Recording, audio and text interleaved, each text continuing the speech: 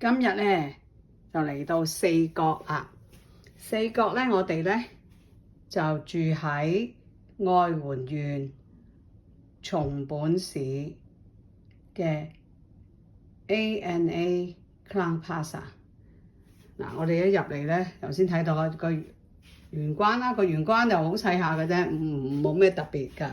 咁然後咧就一入到嚟個廁所，個廁所又雖然唔係好大，但係都舒服，睇落去都好乾淨。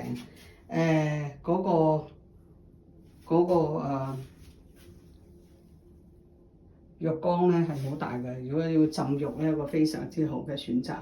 咁就係啦 ，OK。咁啊，沖涼三寶全部喺晒度啦。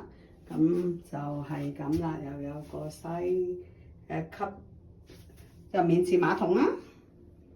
OK， 今次呢個咧就唔會自己打開噶啦。OK， 咁啦，然後咧就入到嚟啦。入到嚟之後咧，就係一張單人床啦。咁啊，勉強可以瞓到兩個嘅，如果瘦嗰啲可以瞓到兩個。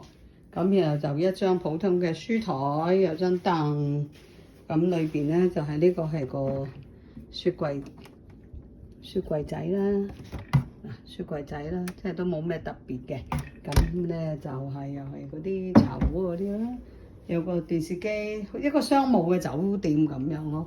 咁對面咧就係，因為佢呢個就喺嗰個 Hokkaido Street 嗰度咧，嗰度隔離咁，所以嗰個 location 係非常之方便嘅，喺正嘅市中心。